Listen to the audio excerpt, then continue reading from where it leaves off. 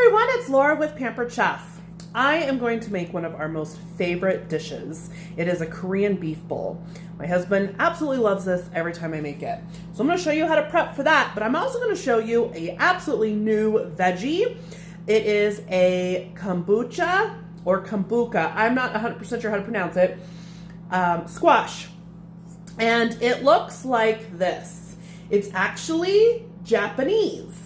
They call it a Japanese pumpkin. And so we're doing Korean and Japanese tonight, so we're doing some Asian flair. So I'm going to show you how to prep both of these and explain to you why I'm doing this. This is a cross between, it tastes kind of like a chestnut and a sweet potato mixed with pumpkin. So the reason why this is really popular is it's low carb. This and spaghetti squash, if you're into a lower carb alternative diet, this and spaghetti squash are great choices. So just for information, okay? So let me show you how we prep this. All right, so we have our trash bowl, which you don't need a separate, don't buy a fancy bowl for that, just use a bowl, okay?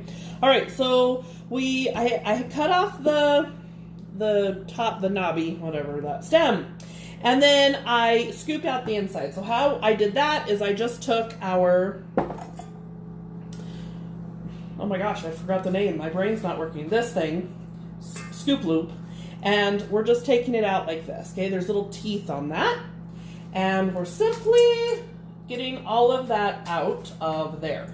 Now the oven is preheating at about 400 degrees, and I'm gonna roast these and some other veggies. But this is gonna take longer than my tomatoes and peppers, so I'm gonna put these in the oven first, okay? Now the cool thing is, if you wanna peel it, you can, but it's totally not necessary. So we're just going to cut this, and I'm just going to keep cutting it just like that, okay? And I'm going to put this on it's on parchment paper, so it makes easier cleanup. You can do whatever you want, okay? So you can do a longer knife. This is one of my favorites. This is our 8-inch chef knife. This is my other favorite. These two I use a lot. This is the 5-inch Santoku. So you can use whatever one floats your boat, okay? Then I'm going to take a little bit of olive oil and I'm just going to drizzle it on. You don't need a whole lot. Now, the other thing I'm going to do is grab my salt and pepper, which I forgot to grab, and do that, okay? So I'm gonna set this aside. I'll put this in the oven here in a minute when it's all done heating. So now, let's get to the beef part, okay? So, we're actually using skirt steak tonight. So this is one I've already prepped to go in the skillet.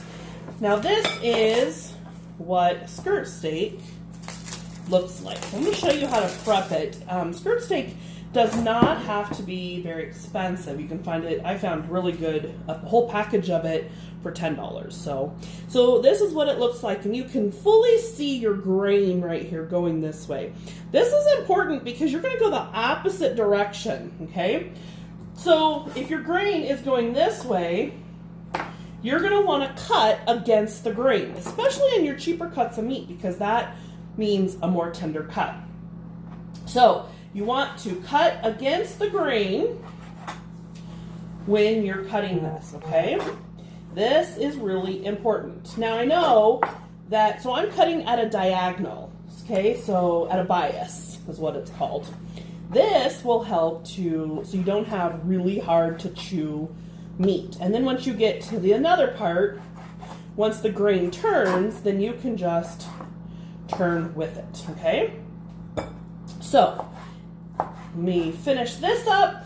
I probably could have done this a little bit faster, but I talk, so therefore it slows me down. All right, so what is our marinade? So this Korean beef bowl actually came out in a recipe several years ago gosh, I don't know, 8 or so years ago in our 29 Minutes to Dinner cookbooks.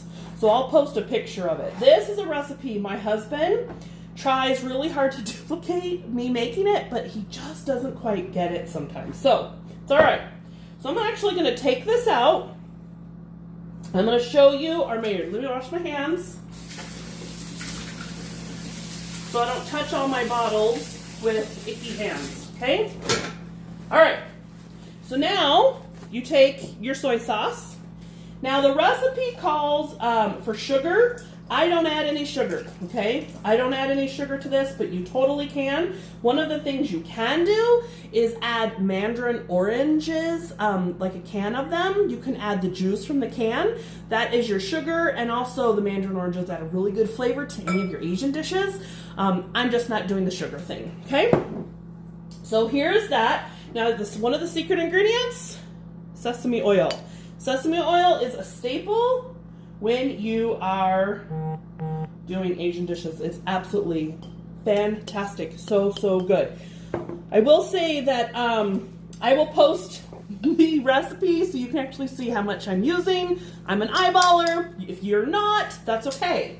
I measure that stuff with my heart, and if you need exact measurements, I totally get it. All right, so now we're going to use our garlic press, and we're going to add in, the recipe says 3 cloves, but you guys, that's negative. We don't need that kind of negativity in our life. You just press that garlic and build up that immune system. You do not need, you just use all the garlic you can. It will change your life. This is something I do not skimp on, not just with amount of cloves, but also with fresh garlic. I just don't believe that the jar stuff is the same. That's my opinion. It's worth the same as a busted can of biscuits. Okay, now, this recipe also calls for green onions. I don't have any. Well, okay. So you know that bottom drawer in the crisper, where that, you know what that is? That's where your good intentions go to die. So my green onions, I had good intentions and they died. So we're using Pampered Chef's 3 onion rub. And we're going to add that to our marinade, okay? That's they don't die in this. So, that's why I like it. All right, so now we're going to take our little whisk. You can take a spoon, you can take whatever. Oh, hey, a little bit of the squash. Okay, so now we're going to do this, and we're going to put the meat back in. Now I do use my hands, because this is going to soak up all of that moisture. The oil is important because it's going to stick to the meat, okay? And so now I have 2 batches, and this is going to sit in here until I'm ready to cook it, which Doug doesn't get home until later tonight. So this will just kind of sit in the fridge and wait. And so if you'll see, there's not a lot of liquid underneath there. So that is our Asian and Korean flair tonight, and I will post recipes so you can copy both of them. Oh, I forgot, I have something to show you. Today is May 12th, and what's I got in the mail? Do you have your Taste Bud subscription yet? You gotta get it, guys. There's so many fun ideas. I haven't opened it, so I'm gonna open it right now with you in here and see what kind of stuff is coming up. The seasonings. We have 2 new seasonings coming out. South Carolina, you can't read that backwards. South Carolina style barbecue, Kansas City style barbecue, and then the smoky barbecue. So guess what? Barbecue made, you can't read it backwards. I keep doing that. Barbecue made new. You're going to see a lot of barbecue food coming up. Have a great night.